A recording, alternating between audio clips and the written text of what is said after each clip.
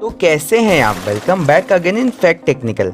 आपने सर्वाइवल पर बेस्ड कई टीवी शोज और मूवीज देखे होंगे, जिसे देखने के बाद आपके मन में कभी ना कभी ये ख्याल तो आया ही होगा कि अगर मैं भी कभी किसी जंगल या रेगिस्तान में फंस गया तो इन टीवी शोज में दिखाई गई टेक्निक्स और इंटरनेट पे बताई गई टेक्निक्स का इस्तेमाल करके खुद को बचा लूंगा। पर जरा रुकिए, क्योंकि आंखों देखा हमेशा सच नहीं होता है और इन टीवी शोज में दिखाई गई कई टेक्निक्स तो इतनी खतरनाक होती है जिससे आपकी जान तक जा सकती है। बचने तो दूर की बात है। तो ज़्यादा टाइम ना वेस्ट करते हुए वीडियो को स्टार्ट करते हैं और जानते हैं इन झूठी और जानलेवा टेक्निक्स के बारे में।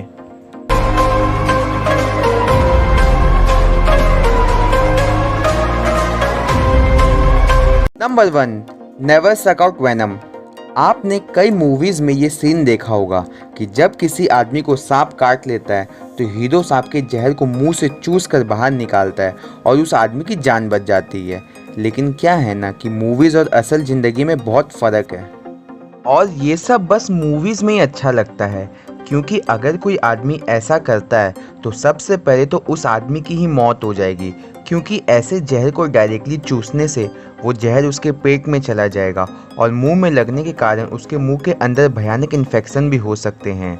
और जिस आदमी को सांप ने काटा है उसको भी इससे नुकसान ही होगा, क्योंकि ये सब करने की वजह से उसके शरीर में अब जहर और ज़्यादा तेज़ी से फैलने लगेगा। और वैसे भी हम इतनी तेज़ी से जहर चूस ही नहीं सकते हैं या फिर इतना प्रेशर मुंह से बिल्ट ही नहीं कर सकते हैं कि वो जहर बाहर निकल जाए, क्योंकि वो तो खून में मिल चुका है। तो इसीलिए बेहतर यही होगा कि फ़ोन करके इमरजेंसी सर्विस से कांटेक्ट करे या फिर नज़दीकी हॉस्पिटल जाए और उस बीच जिस आदमी को सांप ने काटा है उसे सोने ना दे और हो सके तो सांप काटी हुई जगह पर बैंडेज लगा दे, जिससे इन्फेक्शन होने का डर ना हो। क्योंकि बिना सोचे समझे कुछ भी करने से जिस आदमी को सांप ने काटा है उसकी जान को ही नुकसान पहुंचेगा। Number 2, don't pretend to be dead. आप सब ने अपने बचपन में वो भालू वाली कहानी तो सुनी ही होगी, जिसमें जब एक बच्चे को भालू मारने आता है तो वो वहाँ मरने का नाटक करने लगता है, जिससे भालू उसे मरा हुआ समझकर वहाँ से चला जाता है। वैसे ये बात बिल्कुल सही भी है, लेकिन इसमें बस एक छोटा सा ट्विस्ट है। ये मरने वाला नाटक आपकी जान तभी बचा सकता है जब आपके सामने एक ब्राउन ग्रिजली बियर हो, क्योंकि अगर आप उसके सामने भागते हैं तो ब्राउन ग्रिजली बियर को लगता है कि आप उसके शिकार हैं और फिर वो आपका पीछा करने लगता है। लेकिन इसका ठीक उल्टा, अगर आप वहीं लेट कर मरने की एक्टिंग करते हैं तो वो वहाँ से चुपचाप चला जाता है।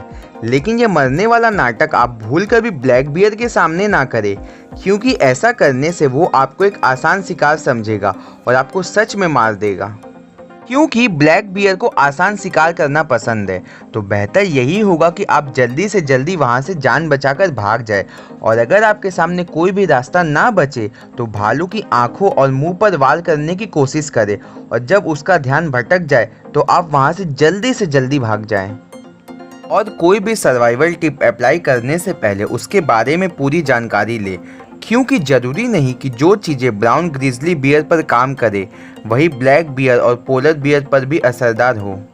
Number 3, never drink cactus water. सोचिए, आप कहीं रेगिस्तान में फंस गए हैं। जून जुलाई का महीना है, आसमान में तपती हुई धूप और ज़मीन पर जलती हुई रेत। ऐसी सिचुएशन में आदमी कितनी जल्दी डिहाइड्रेशन का शिकार होगा और उसे कितनी प्यास लगेगी।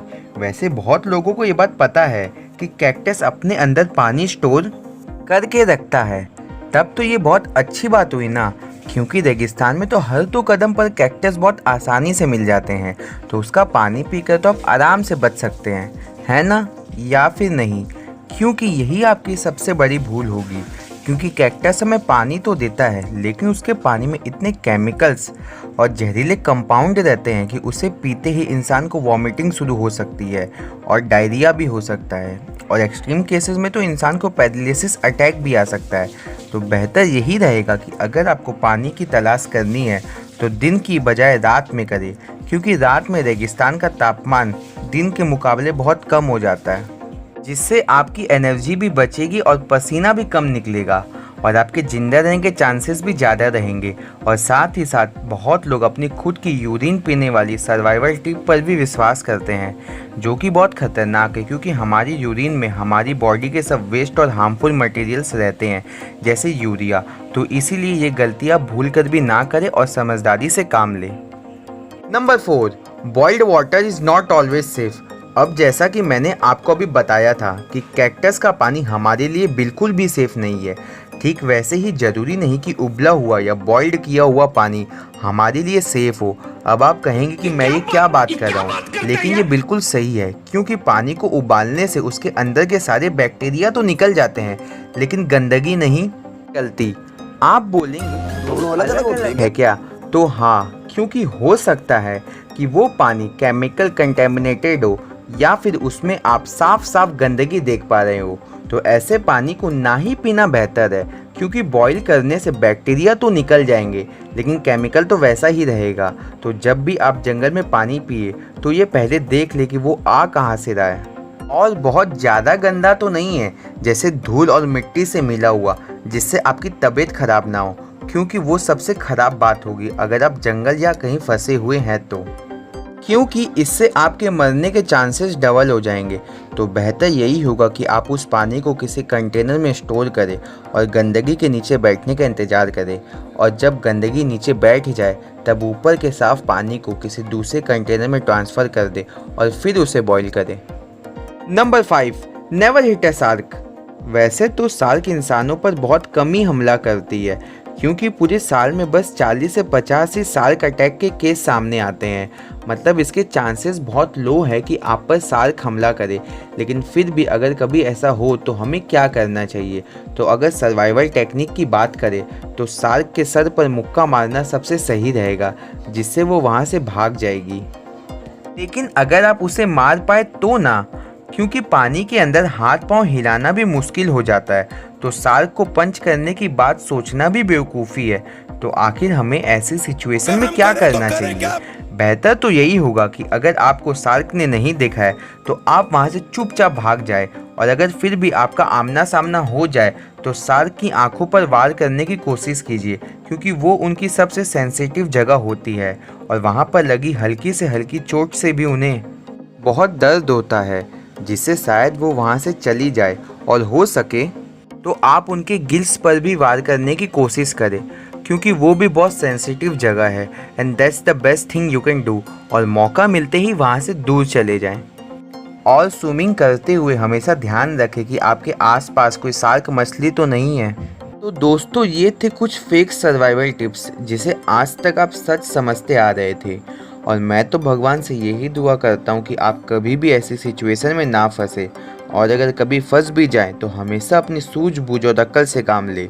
और इस वीडियो को अपने दोस्तों के साथ ज़रूर शेयर करें, जिससे उनको सही नॉलेज मिले और वो फेक टीवी शोज़ और फॉल्स इन्फॉर्मेशन से बेवकूफ़ ना बने।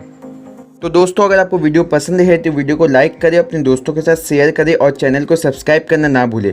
और हमारे चैनल पर भी 5000 सब्सक्राइबर है, तो मैं चाहता हूं आप लोग जल्दी से अपना प्यार और सपोर्ट दिखाएं और हमारे चैनल को 10,000 सब्सक्राइबर तक पहुंचा दें, जिसके बाद मैं Q&A वीडियो रखने वाला हूँ। तो मैं आपको जल्दी मिलता हूँ एक नई वीडियो के साथ। तब तक के लिए गुड बाय।